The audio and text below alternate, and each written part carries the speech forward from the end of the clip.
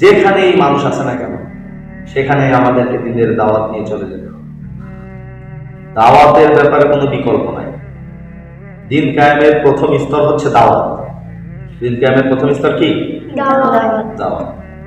আমরা যদি দাওয়াতি কার্যক্রম চালাইতে পারি সঠিকভাবে, যেখানেই আছেন, বন্ধু বান্ধবদের সাথে ঘুরতেছি, গিয়ে আমরা দাওয়াত দিব সেখানে। নামাজের রক্ত হয়ে গেছে, আজান চলে আসছে, মসজিদের মিনার থেকে আজানের আওয়াজ চলে আসছে আমার কানে, বন্ধু চলো সালাত আদায় করে আসি। আজকে বললাম যে কোনো একটা অজুহাত দিল, ভাই কাপড় না পাক, শরীর না পাক, একটা কিছু বলবো, আবার পরের ভাই চলো নামাজ পড়ে আসি। ওই দিন না হলো পরের দিন আবার, মানে তাকে বলতে থাকতে হবে। ফ্রেন্ড সার্কেলকে এভাবে দিনের পথে ফিরাইতে হবে। প্রতিবেশীরা গান বাজনা যারা শুনে, বিয়ে শাদী আনন্দ ফুর্তি যারা করে, বিয়েতে গান বাজায় বা এরকম বিভিন্ন বক্সে টেনে তারা সমাজে একটা হট্টগোল লাগাই দেয়, তো তাদেরকে বাধা দিতে হবে, ভাই বুঝাইতে হবে প্রথমে, ভাই এটা তো করা না যায়, ইসলাম এটা জায়েজ না, এটা করা যাবে না। তাদেরকে ভালোভাবে বোঝায় দিনের পথে আনতে হবে।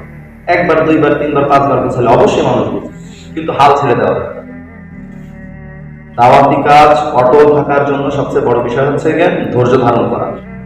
কারণ একজন মানুষকে এ পথ থেকে, অর্থাৎ দিন হারা পথ থেকে দিনে ফিরাইতে গেলে অনেক কটূক্তির শিকার হতে হয়, অনেক বাধার শিকার হতে হয়। তো এই বাধার শিকার কে উপেক্ষা করা যাবে, যে এই ক্ষেত্রে আমাদের ধৈর্য ধারণ করতে হবে।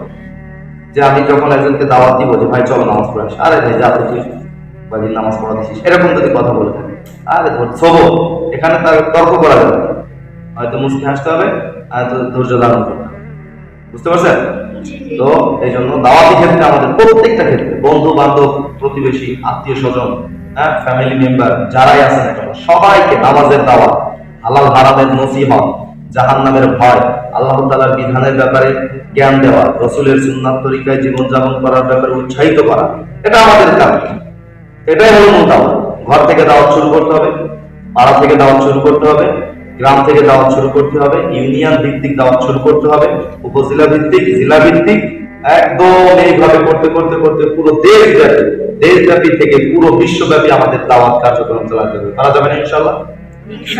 এইভাবে দাওয়াত দিয়ে, ইসলামের দাওয়াত এভাবে মানুষের দ্বারে দ্বারে পৌঁছে দিয়ে মানুষকে ইসলামের ছায়া করে আনতে, এটাই রাসূলের নীতি ছিল, সাহাবাদের নীতি ছিল, এটা তাদের দাওয়াতি কার্যক্রম ছিল এরকম।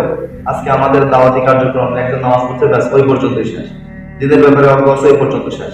আজকে ওলামা ইকরামদের ভিতরে দেখা যায় যে জানতেছে দিনের ব্যাপারে, সে ওই পর্যন্ত আমল করতেছে, ওই পর্যন্ত শেষ। এক জায়গায় অশ্লীল কাজ হচ্ছে, এক জায়গায় গান বাজনা হচ্ছে, একজন সুদ খাচ্ছে, একজন বেনামাজি